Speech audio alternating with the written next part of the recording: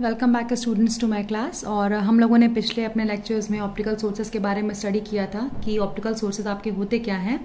तो हम लोगों ने ये पढ़ा था कि ऑप्टिकल सोर्स जो होता है वो आपका एक ऐसा स्ट्रक्चर है जो कि आपके इलेक्ट्रिकल एनर्जी को लाइट एनर्जी में कन्वर्ट करता है, जो कि हमारे ऑप्टिकल फाइबर में ट्रेवल करने के लिए सक्षम होती हैं। दो ऑप्टिकल सोर्सेज मैंने बताए थे जो कि हम यूज़ करते हैं। जो पहला था वो था LED, that is light emitting diode, जो कि हम लोगों ने पिछले लेक्चर में ऑलरेडी कवर किया हुआ है। और आज हमें जो पढ़ना है वो है laser, that is light amplification by stimulated emission of radiation, कि हम अपने फोटोन ऑफ लाइट को प्राप्त करने के लिए, उसकी इंटेंसिटी को बढ़ाने के लिए उसे एक्टिवेट करते हैं, बूस्टअप करते हैं, और वही photon back to back movement कर करके लाइट को एम्प्लीफाई करता है। लाइट का एम्प्लीफिकेशन करना किस प्रक्रिया द्वारा? स्टिमुलेटेड एमिशन ऑफ रेडिएशन के द्वारा, जिसमें हम अपने एटम को स्टिमुलेट करते हैं, एक्टिवेट करते हैं किसी फोटोन द्वारा, ताकि लाइट की इंटेंसिटी को बढ़ाया जा सके।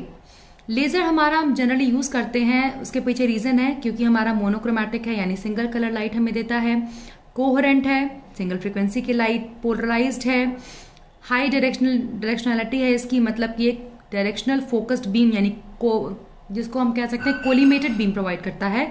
और चूंकि ये पैरेलल और फोकस्ड बीम देता है तो इंटेंसिटी इसकी बहुत ही हाई होती है, तीव्र इंटेंसिटी की लाइट हमें ये प्रोवाइड करता है। बहुत सारे एप्लीकेशंस में, चाहे वो इलेक्ट्रॉनिक की फील्ड हुई, चाहे वो आपकी मेडिकल की फील्ड हुई, हम इसको यूज करते हैं। और ये इसका रीजन है कि हम इसे ज्यादातर इस्तेमाल करते हैं ऑप्टिकल सोर्सेस के तौर पे। 3 पॉसिबल वेज हैं जिसके द्वारा हम ये जो इंटरेक्शन है रेडिएशन का वो करते हैं। पहला है आपका एब्जॉर्प्शन ऑफ रेडिएशन, या आपको इसको कह सकते हैं इंड्यूस्ड एब्जॉर्प्शन, इसको हम कह सकते हैं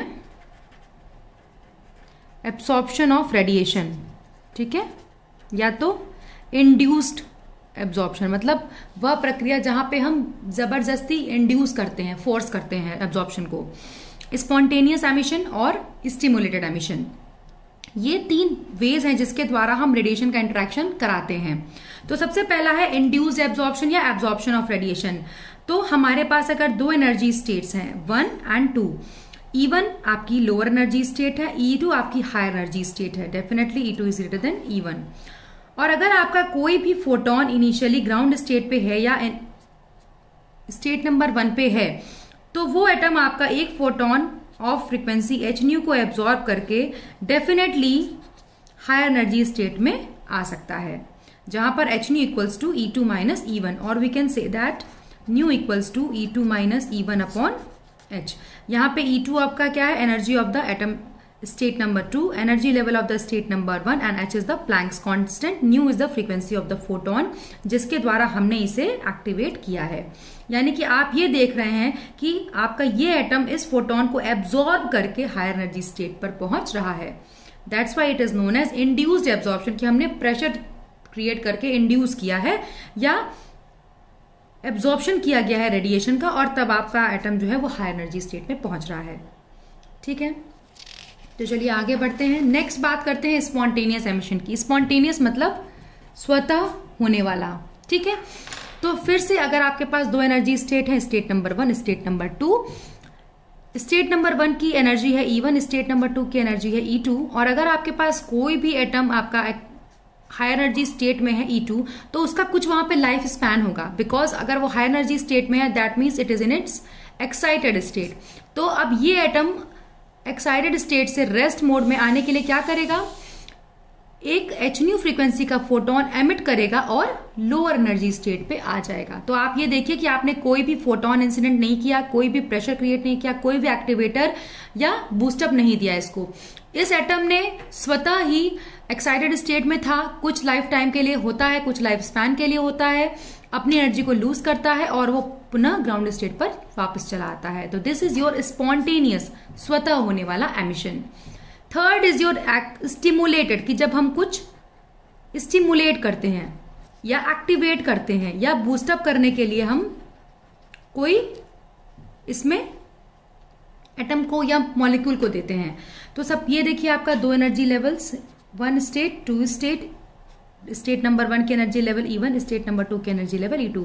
अगर आपका कोई भी एटम इस समय स्टेट नंबर E2 में है या स्टेट नंबर 2 में है जिसकी एनर्जी लेवल E2 है, तो अकॉर्डिंग टू आइंस्टीन अगर कुछ इलेक्ट्रोमैग्नेटिक फील्ड इफेक्ट के कारण ये स्टेट नंबर E2 में सबसाइड कर रहा है तो हम उसको एक hν फ्रीक्वेंसी का फोटोन देते हैं।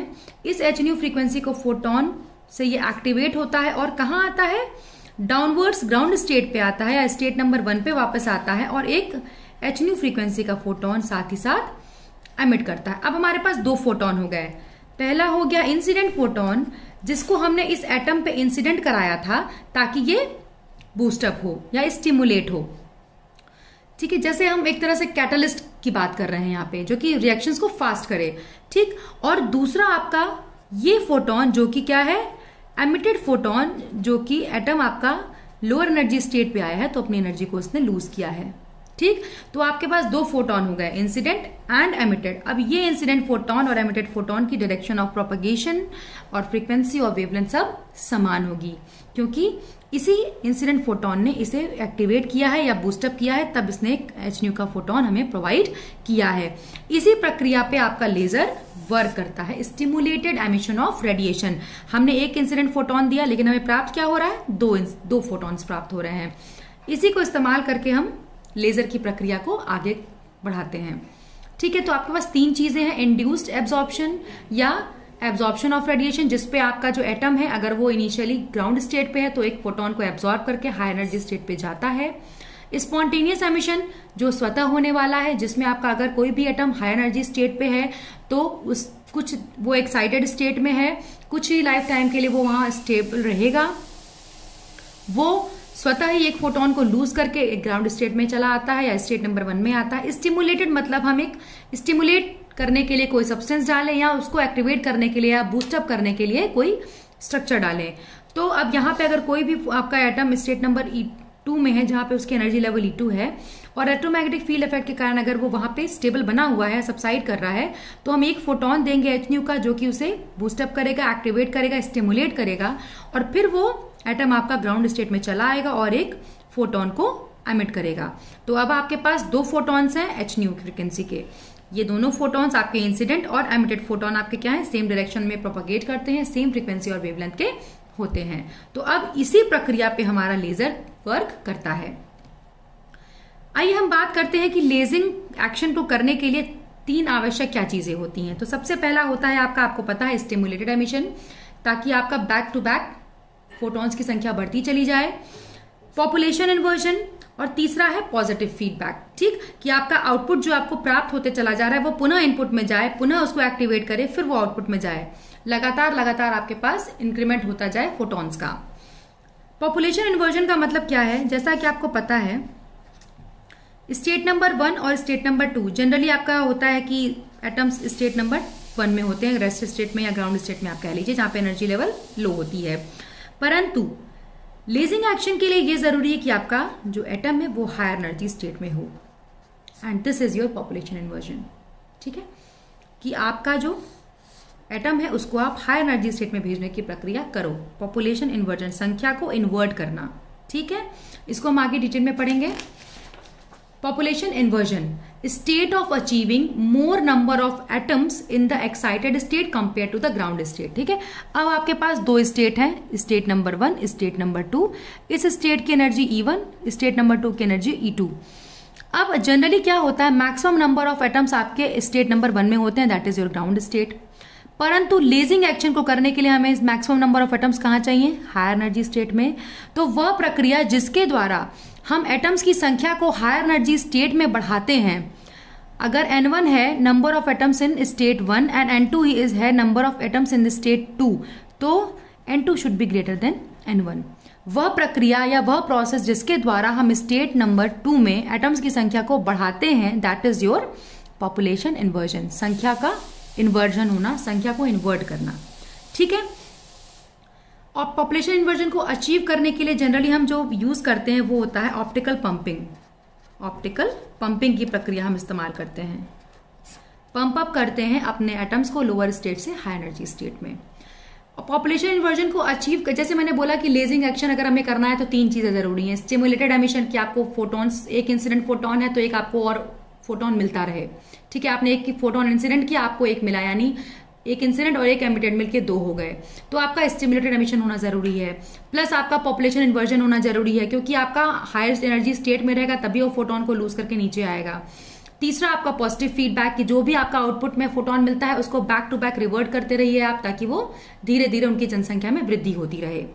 ठीक है, उसी प्रकार से पॉपुलेशन इन्वर्जन वह प्रक्रिया है जिसमें हम एटम्स को लोअर एनर्जी स्टेट से हायर एनर्जी स्टेट में भेजते हैं। ठीक है, उसके लिए भी 2 कंडीशन जरूरी है, मेटास्टेबल स्टेट होना और पावरफुल एनर्जी सोर्स। भाई अगर हम प्रॉपर तरीके से ऑप्टिकल पंपिंग नहीं कर पाएंगे, भाई ऑप्टिकल पंपिंग हम करेंगे कैसे? किसी एनर्जी सोर्स के द्वारा।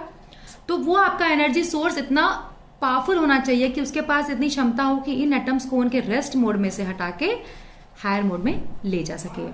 प्लस मेटास्टेबल स्टेट, ऐसी स्टेट जहां पे एटम्स का लाइफ टाइम केवल 10⁻³ to 10⁻² सेकेंड्स का हो, तभी हम पॉपुलेशन इन्वर्जन की प्रक्रिया को अचीव कर पाएंगे। लाइफ टाइम आपका एटम से मतलब है कि वो लिमिटेड टाइम जिसमें आपका पार्टिकल जो होता है वो एक्साइटेड स्टेट में रह सकता है।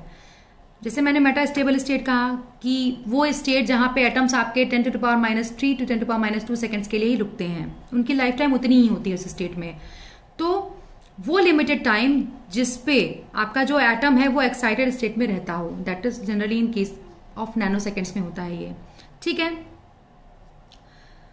अगर हम कंपोनेंट्स की बात करें तो हमारे पास 3 कंपोनेंट्स होते हैं लेजर की प्रक्रिया को अचीव करने के लिए। पहला आपका होता है एक्टिव मीडियम, वो मीडियम जहां पे स्टिमुलेटेड एमिशन की प्रक्रिया होती है। ठीक, वो मीडियम जहां पे हम बैक टू बैक इलेक्ट्रॉन्स आपके फोटॉन्स को अचीव कर पाते हैं, स्टिमुलेटेड एमिशन को कर पाते हैं, ताकि आपका एक इंसिडेंट फोटोन एक्टिवेट करे, स्टिमुलेट करे एटम को, और आपको उसके साथ साथ एक फोटोन एमिट भी हो जाए। तो एक्टिव मीडियम जहां पे आपका स्टिमुलेटेड एमिशन की प्रक्रिया होती है, that is your active medium. Pumping source, जैसा कि मैंने कहा, आपको पॉपुलेशन इन्वर्जन करना ही करना है, आपको एटम्स को ग्राउंड स्टेट से हाई एनर्जी स्टेट में पहुंचाना ही पहुंचाना है। तो इस पंपिंग सोर्स के द्वारा हम अपने एटम्स को पॉपुलेशन इन्वर्जन की प्रक्रिया के द्वारा हायर स्टेट में ले जाते हैं, यानी स्टेट नंबर 1 से स्टेट नंबर 2 में। ऑप्टिकल रेजोनेटर बेसिकली क्या है आपका, जो मैंने कहा ना पॉजिटिव फीडबैक चाहिए आपको, तो आप क्या करते हो, 2 सेट्स ऑफ मिरर्स लगाते हो, एक को फुली सिल्वर्ड कर देते हो, एक को पार्शियली सिल्वर्ड करते हो। ठीक, इस स्ट्रक्चर को हम कहते हैं क्या, ऑप्टिकल रेजोनेटर। कि लाइट को, ऑप्टिकल मीन्स लाइट और रेजोनेट मीन्स 2 स्टेट्स में बैक एंड फोर्थ घूमना, तो लाइट को 2 स्टेट्स में बैक एंड फोर्थ घुमाता है वो। ये आपका पार्शियली सिल्वर्ड मिरर, ये आपका फुली सिल्वर्ड मिरर, ये आपका एक्टिव मीडियम जहां पे स्टिमुलेटेड एमिशन की प्रक्रिया होती है, और ये आपका एनर्जी सोर्स या पंपिंग सोर्स जिसके द्वारा आप पॉपुलेशन इन्वर्जन की प्रक्रिया कराते हो। तो ये है पूरा आपका लेजर का स्ट्रक्चर, जिसमें आपने एक एक्टिव मीडियम ले रखा है जहां पे स्टिमुलेटेड एमिशन की प्रक्रिया होगी, एक एनर्जी सोर्स या पंपिंग सोर्स ले रखा है जिसके द्वारा आप एटम्स को पंप करोगे लोअर से हायर स्टेट में, और ये आपका सेट ऑफ मिरर्स जो कि पॉजिटिव फीडबैक की प्रक्रिया आपको प्रोवाइड करते रहते हैं। ठीक है, अब आपका फोटोन इंसिडेंट हुआ, एमिट हुआ, फिर रिफ्लेक्ट हुआ, फिर वापस गया, रिफ्लेक्शन की प्रक्रिया चलती चली जाएगी और आपको एक फोकस्ड बीम मिलना शुरू हो जाएगी, and this is your optical resonator. ठीक है, फोटॉन्स क्या होता है, मल्टीपल रिफ्लेक्शंस जाते हैं, मल्टीपल रिफ्लेक्शंस फेस करते हैं और लाइट की इंटेंसिटी बढ़ जाती है। फोटॉन्स अंडरगो मल्टीपल रिफ्लेक्शंस, अब इस मिरर के द्वारा ये मल्टीपल रिफ्लेक्शंस फेस करते हैं और लाइट की इंटेंसिटी हमारी बढ़ जाती है। ठीक है, तो आपको माई होप सो लेजर समझ में आया होगा। बेसिकली लाइट का एम्प्लीफिकेशन होता है स्टिमुलेटेड एमिशन की प्रक्रिया के द्वारा, लाइट की लेवल को बूस्ट अप करना, एम्प्लीफाई करना स्टिमुलेटेड एमिशन की प्रक्रिया के द्वारा। बूस्ट अप करने के लिए आपके पास 2-3 तरीके हैं, स्टेप्स हैं, स्टिमुलेटेड एमिशन करिए, पॉपुलेशन इन्वर्जन करिए और पंपिंग सोर्स या पॉजिटिव फीडबैक आप प्रोवाइड करिए। 3 मेन कंपोनेंट्स होते हैं लेजर में काम करने के लिए। आपका पहला होता है एक्टिव मीडियम जहां पे स्टिमुलेटेड एमिशन की प्रक्रिया होती है, पंपिंग सोर्स जिसके द्वारा हम एटम्स को स्टेट नंबर 1 से स्टेट नंबर 2 में पहुंचाते हैं, प्लस आपका सेट्स ऑफ मिरर्स जिसमें एक फुली सिल्वर्ड होता है और एक पार्शियली सिल्वर्ड होता है। ठीक है, और मल्टीपल रिफ्लेक्शंस फोटोन फेस करता है और लाइट की इंटेंसिटी को बढ़ाता रहता है। तो आप इसको स्टडी कीजिए, जो भी क्वेरीज हो डेफिनेटली आप मुझे पोस्ट कीजिए। तब तक के लिए थैंक यू।